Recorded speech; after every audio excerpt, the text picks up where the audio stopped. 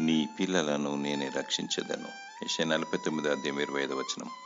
ప్రియులు నిద్రించుచుండగా సంతాన ఫలమును దయచేసి నీ గర్భఫలమును దీవించును. నీకు అనుగ్రహింపబడిన కుమార్తెలు కుమారులు దేవుని బహుమానమును ఆయన స్వాస్థ్యమై ఉన్నారు.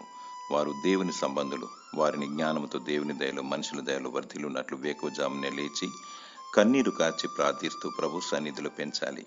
వారు పెరిగి పెద్దవారైన తర్వాత దాని నుండి తొలగిపోరు. కొందరు నా బిడ్డలు ఎలా బ్రతుకుతారు, వారి భవిష్యత్తు ఎలా ఉంటుందో అని తల్లిదండ్రులు కంగారు పడుతూ ఉంటారు.